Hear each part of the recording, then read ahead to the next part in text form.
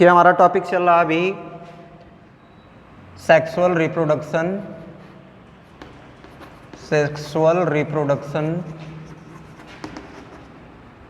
इन human body. मानव में, मनुष्य में सेक्सुअल रिप्रोडक्शन कैसे होता है। तो कल सेक्सुअल रिप्रोडक्शन को हमने दो भागों में डिवाइड किया था। कौन कौन से? इसमें दो सिस्टम पार्टिसिपेट करते हैं, एक मेल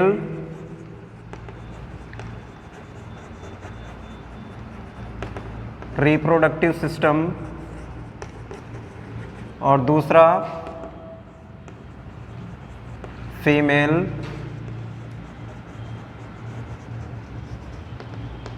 रिप्रोडक्टिव सिस्टम।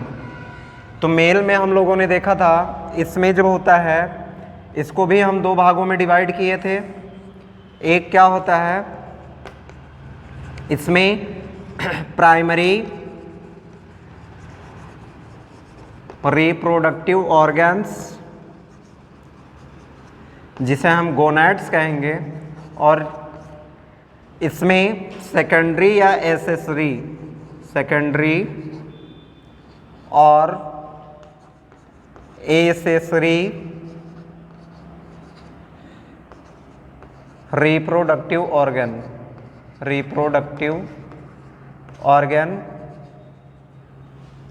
ये दो भागों में हमने इनको डिवाइड किया था। तो देखिए इसमें अब इसमें भी हम दो भागों में इसको डिवाइड करेंगे, इसमें भी दो भागों में हम डिवाइड करेंगे। इसमें भी प्राइमरी होगा, प्राइमरी रिप्रोडक्टिव ऑर्गन, यहाँ पे भी गोनैड्स हम कहेंगे या जनद जिसे कहते हैं गोनैड्स। यहाँ पे भी सेकेंडरी और एसेसरी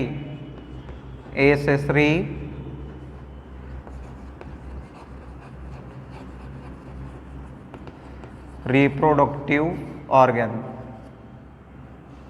तो देखिए यहाँ पे sexual reproduction in human body हम लोग पढ़ रहे थे। इसमें हम लोगों ने देखा कि इसमें दो सिस्टम पार्टिसिपेट करते हैं। वो कौन कौन से? एक मेल रिप्रोडक्टिव सिस्टम होता है और एक फीमेल रिप्रोडक्टिव सिस्टम होता है। तो मेल रिप्रोडक्टिव सिस्टम को हमने दो भागों में डिवाइड किया है, एक प्राइमरी रिप्रोडक्टिव ऑर्गन्स जिसे हम गोनैड्स कहेंगे, और दूसरा है यहाँ पे फीमेल रिप्रोडक्टिव सिस्टम। इसको भी हम यहाँ पे प्राइमरी रिप्रोडक्टिव ऑर्गन्स गोनैड्स और सेकेंडरी और एक्सेसरी रिप्रोडक्टिव ऑर्गन। तो देखिए इसमें यहाँ पे प्राथमिक जो जनन अंग हैं वो गोनैड्स, इसमें हम कहेंगे गोनैड्स जो होगा वो टेस्टिस होगा।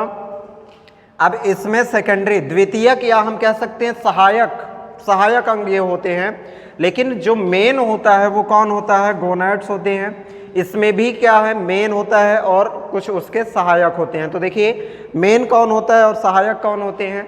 तो मेल अगर रिप्रोडक्टिव ऑर्गन्स में देखें, मेल रिप्रोडक्टिव ऑर्गन्स में जो मेन होता है मेल में, तो सबसे पहला नंबर किसका आएगा? टेस्टिस का आएगा, और फिर एपिडिडाइमिस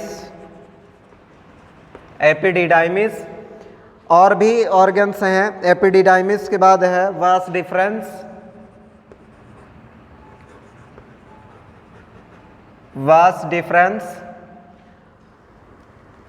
सेमिनल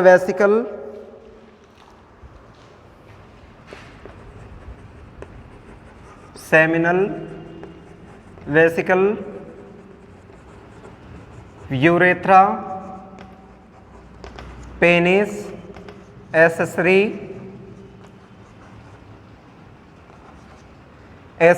रिप्रोडक्टिव ग्लैंड्स। तो देखिए मेल रिप्रोडक्टिव ऑर्गन्स में, मेल रिप्रोडक्टिव जो ऑर्गन्स होगा उसमें इतने ऑर्गन्स पार्टिसिपेट करते हैं, इतने ऑर्गन्स उसमें भाग लेते हैं, लेकिन जो प्राइमरी है, प्राइमरी सिर्फ ओनली वन होगा। प्राइमरी सिर्फ कौन होगा? टेस्टिस होगा, और इसे हम हिंदी में कहेंगे वृषण। क्योंकि यहाँ पे मेल गैमीट जो होता है, मेल गैमीट अभी कल बताया गया था, मेल गैमीट क्या होगा, स्पर्म होगा। मेल गैमीट जो सीक्रेट होता है वो कहाँ से, टेस्टिस से, और टेस्टिस में बहुत सारे सेल्स होते हैं और उसमें भी सार्कोली नामक जो सेल होगा वो क्या करेगा, स्पर्म को सेक्रेट करेगा, स्पर्म को क्या करेगा, सेक्रेट करेगा। तो इसलिए ये गोनैड्स कहा जाएगा, जनद कहा जाएगा। और इसमें भी हम लोगों ने देखा था कि इसमें भी हम गैमीटोजेनेसिस पार्ट में इसको डिवाइड करेंगे। गैमीटोजेनेसिस इसमें भी प्रक्रिया होती है। गैमीटोजेनेसिस वह प्रक्रिया होती है जिसमें गैमीट का बनना ही क्या कहलाएगा, गैमीटोजेनेसिस। इस प्रक्रिया में मेल और फीमेल दो गैमीट बनेंगे, मेल और फीमेल दो गैमीट बनेंगे। तो यहाँ पे ये जो टेस्टिस होता है ये मेल गैमीट बनाता है जिसका नाम क्या है, स्पर्म। ठीक है, तो ये मेल गैमीट स्पर्म होता है, बनाया किसने, टेस्टिस। लेकिन इसको हमने प्राइमरी क्यों कहा, क्योंकि ये स्पर्म को सीक्रेट कर रहा है, स्पर्म को बना रहा है, जो क्या करता है, फर्टिलाइजेशन प्रक्रिया में भाग लेता है। बाकी और लोगों को हमने सहायक क्यों कहा, सेकेंडरी क्यों कहा। तो देखिए ये सिर्फ क्या करते हैं, इस स्पर्म के मैच्यूरेशन के लिए और मोटाइल के लिए ये उसकी हेल्प करते हैं। बाकी जब स्पर्म यहाँ से टेस्टिस से निकला, जब स्पर्म टेस्टिस से निकला तो वो ऐसी कंडीशन में नहीं था कि वो मोटाइल रहे, वो चल सके और मैच्योर रहे। मतलब यहाँ टेस्टिस से जो स्पर्म निकला है वो डायरेक्टली फर्टिलाइजेशन के लिए, डायरेक्टली फर्टिलाइजेशन नहीं कर सकता, या फिर हम ये कह सकते हैं कि वो अभी ऐसी दशा में नहीं है कि वो फर्टिलाइजेशन कर ले। तो अब वो कुछ स्टेप्स पर आगे बढ़ेगा तो धीरे धीरे वो मैच्योर होता जाएगा, परिपक्व होता जाएगा। मैच्योर के साथ साथ में ये मोटाइल भी होगा, मूवेबल भी होगा। अभी जब यहाँ से टेस्टिस से ये स्पर्म निकला है तो वो इमूवेबल था, नॉट मोटाइल था, वो गति नहीं कर सकता था और मैच्योर भी नहीं था। अब ये एपिडिडाइमिस जो होता है ये क्या करेगा, एपिडिडाइमिस जो होता है ये करेगा क्या, स्टोरेज ऑफ द स्पर्म। ये storage sac of the sperm होता है। यहाँ पे स्पर्म क्या होता है, स्टोर होता है। स्पर्म यहाँ पे क्या होगा, स्टोर होता है। कहाँ पे, एपिडिडाइमिस में। देखिए यहाँ पे टेस्टिस की अगर हम संरचना बनाए तो कुछ इस टाइप्स की होती हैं। ये एक कोष्ठ होता है ना, ये एक कोष्ठ होता है। और एक चीज़ ध्यान रखना है, ये जो टेस्टिस होता है ये ह्यूमन बॉडी के बाहर पाया जाता है। यही एक ऐसा ऑर्गन है जो, वो भी इंटरनल ऑर्गन जो ह्यूमन बॉडी के बाहर पाया जा रहा है। उसका रीज़न अभी बताएंगे क्यों बाहर पाया जा रहा है। देखिए ये जो पार्ट होता है ये हम कहेंगे स्क्रोटम सेप्टम। ये पार्ट जो होता है ये स्क्रोटम सेप्टम का होता है और यहीं पे ये टेस्टिस, यहीं पे ये टेस्टिस रहते हैं।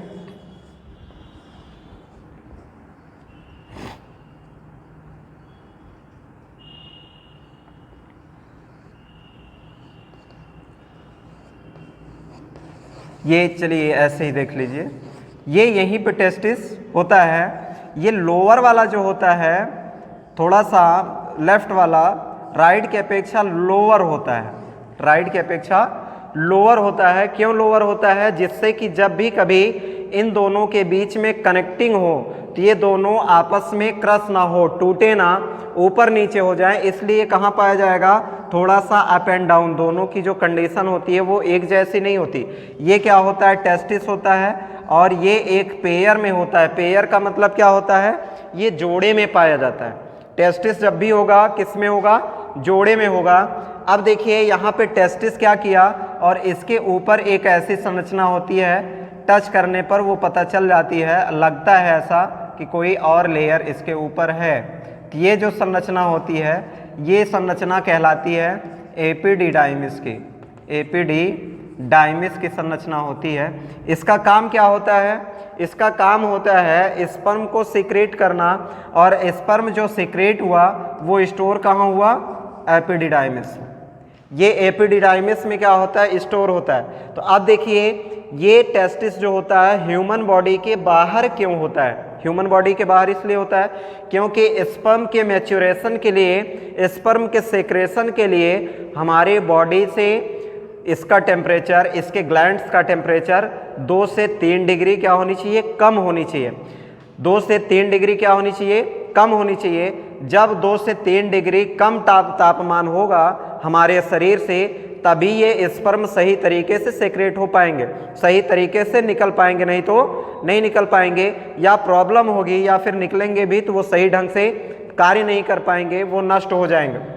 तो इसलिए इनकी जो संरचना होती है वो हमारे ह्यूमन बॉडी से बाहर की ओर होती है, और इसमें कुछ लेयर्स पाए जाते हैं, कुछ लेयर्स पाए जाते हैं जो क्या करते हैं, जैसे ठंडियों में क्या होता है, ये जो लेयर होते हैं,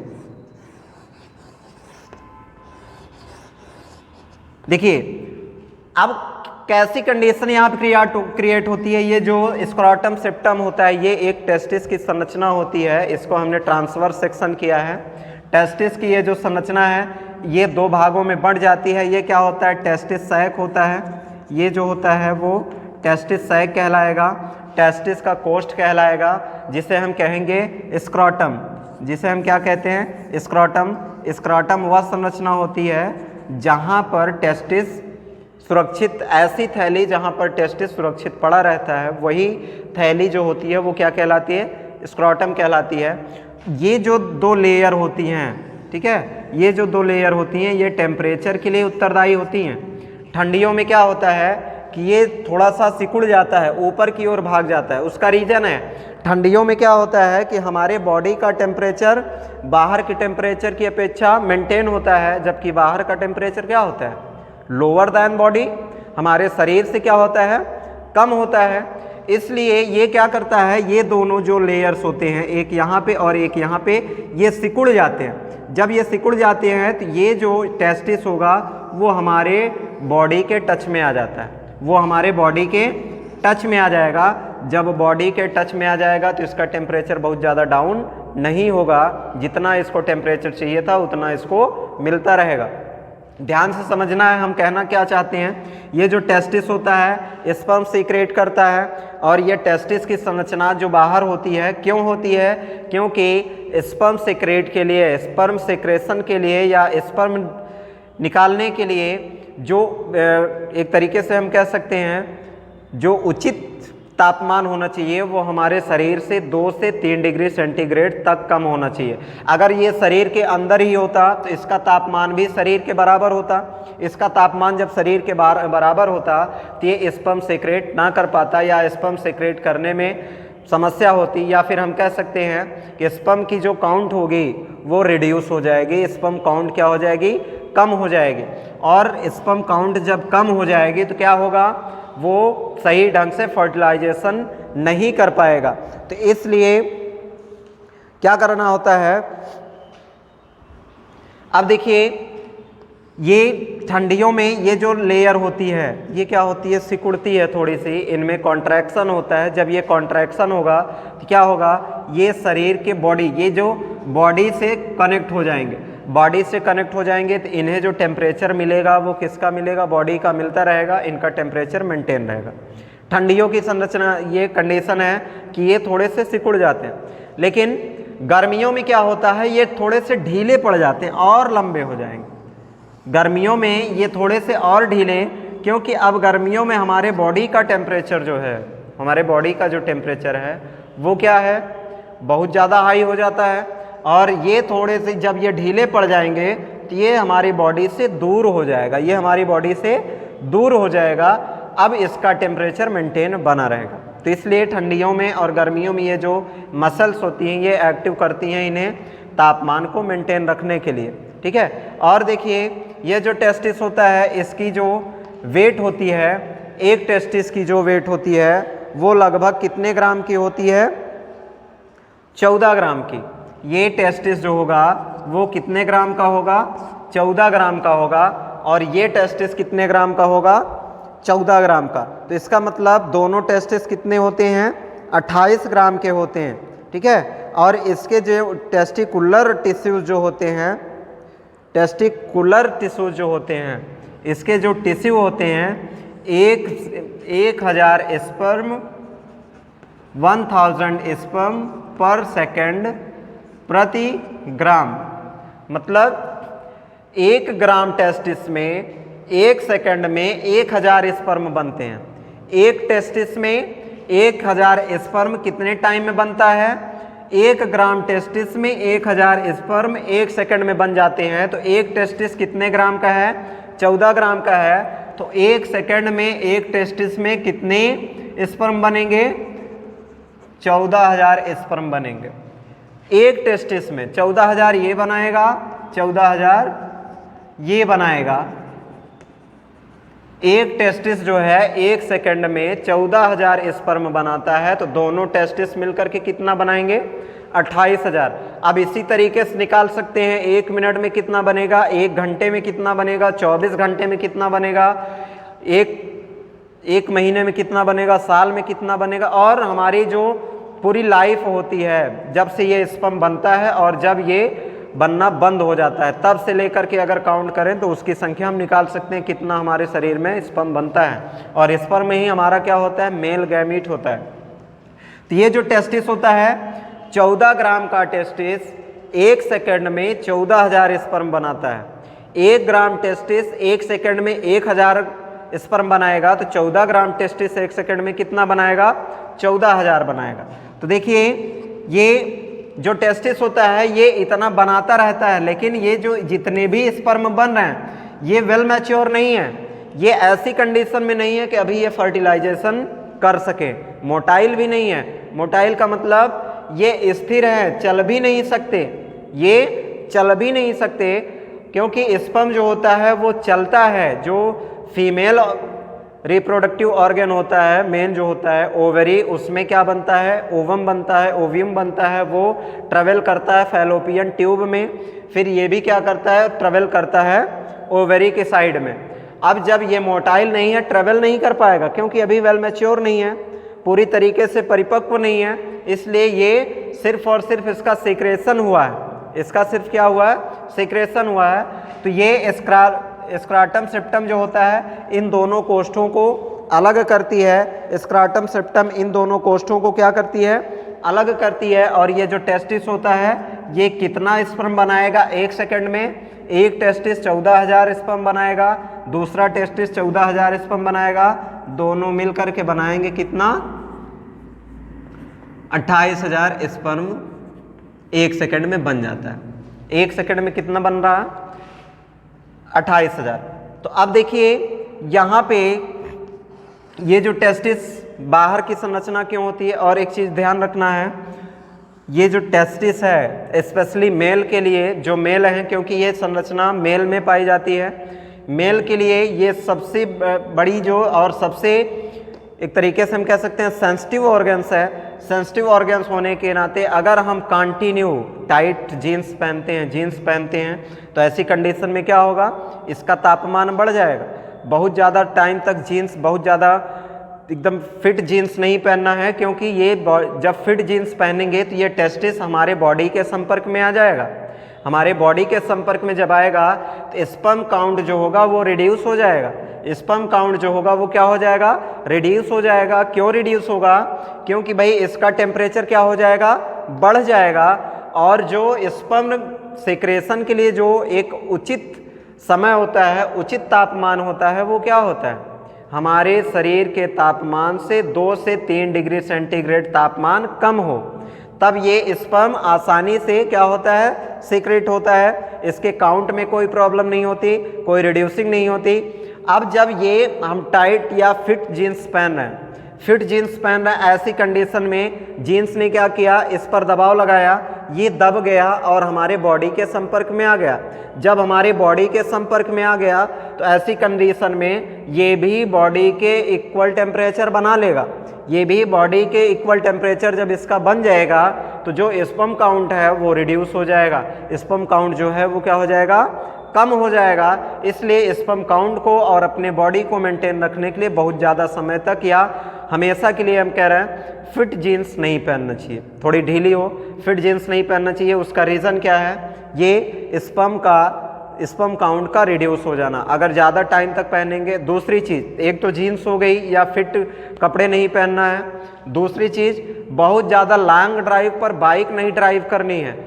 6 घंटे 7 घंटे कंटिन्यू बाइक या कार ड्राइव नहीं करनी है, क्योंकि बाइक ड्राइव करेंगे या कार ड्राइव करेंगे तब भी क्या होगा, हमारा जो ये इसका जो कनेक्शन होगा वो हमारे बॉडी से बना रहेगा, हमारे बॉडी से ड्राइव के टाइम बना रहेगा और इसका तापमान क्या हो जाएगा, हमारे शरीर में अधिक हो जाएगा और हमारे शरीर के इक्वल जब इसका तापमान हो जाएगा, इसका टेम्परेचर हो जाएगा, तो ऐसी कंडीशन में क्या होगा, स्पर्म काउंट इसका रिड्यूस हो जाएगा।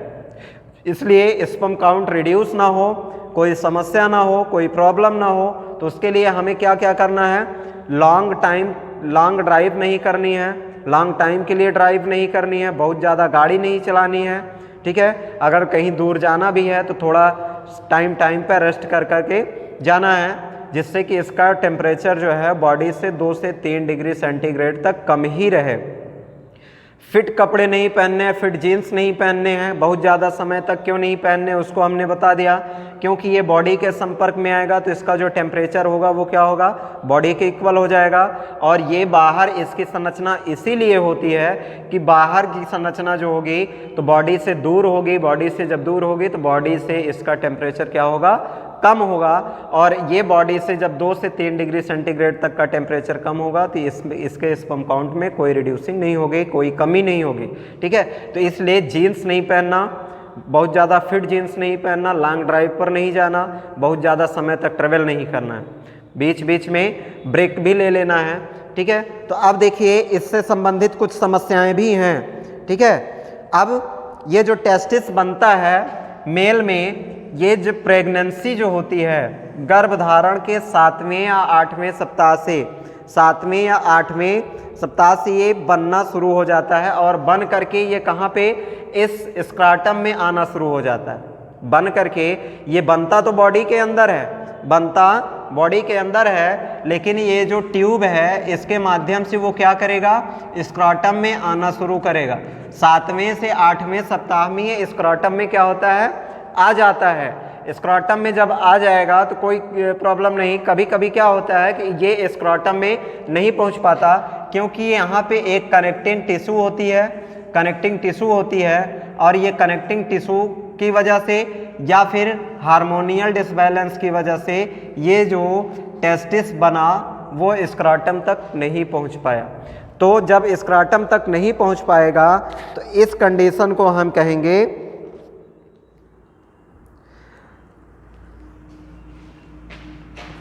क्रिप्टो ऑर्किडिज्म।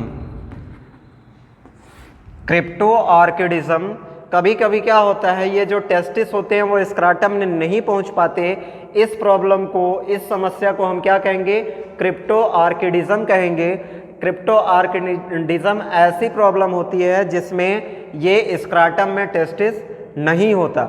ये 2 टाइप्स के होते हैं। कभी कभी क्या होता है कि एक टेस्टिस तो स्क्राटम में पहुंच आया, एक टेस्टिस जो है वो स्क्राटम में पहुंच आया, लेकिन दूसरा नहीं पहुंचा, तो इसे हम क्या कहेंगे, इसे हम कहेंगे, देखिए जब एक टेस्टिस यहाँ स्क्राटम में पहुंचा है तो उसे हम कहेंगे यूनिलैटरल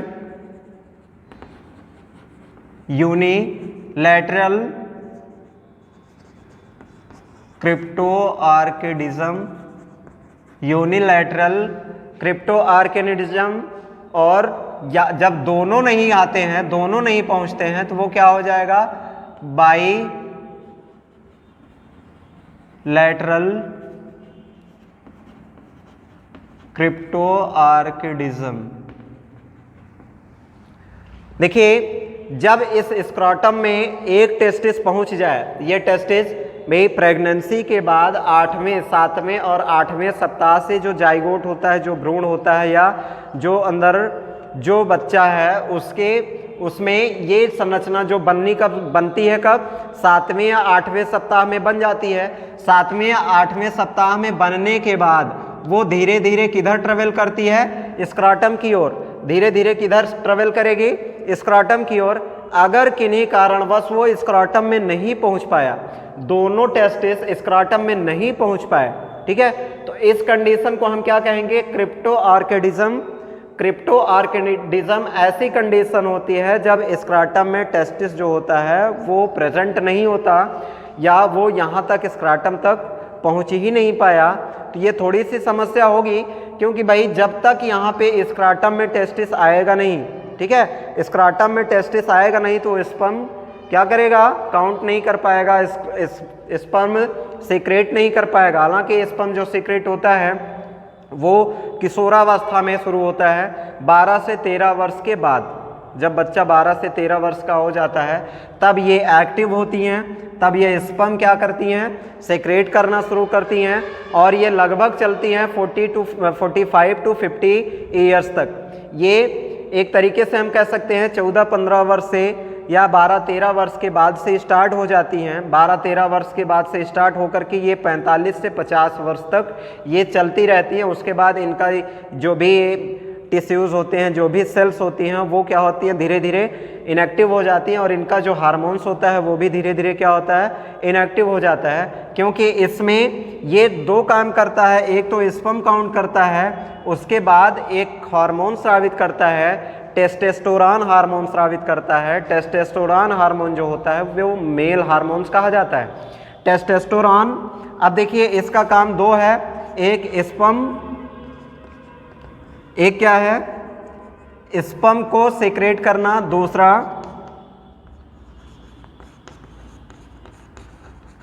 टेस्टोस्टेरोन नामक हार्मोन्स का सेक्रेट करना, या इसी को हम कह सकते हैं मेल हार्मोन्स का सेक्रेशन।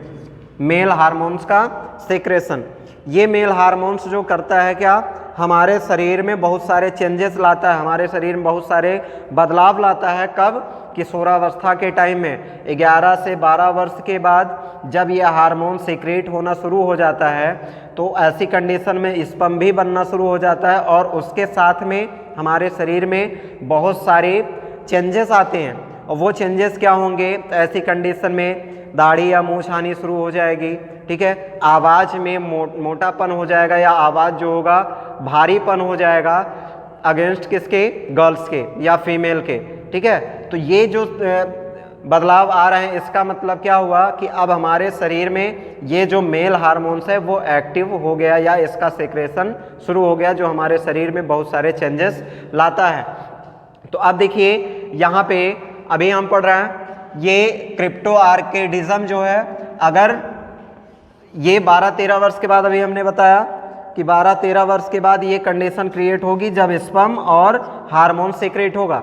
लेकिन उसके पहले अगर ये नहीं आया है स्क्राटम में तो क्या करना है, उसको सर्जरी के माध्यम से उसको स्क्राटम में लाया जा सकता है, जिससे कि वो अपने टाइम पर वो अपना कार्य करना शुरू कर दे। अब जब तक ये आएगा नहीं भाई तब तक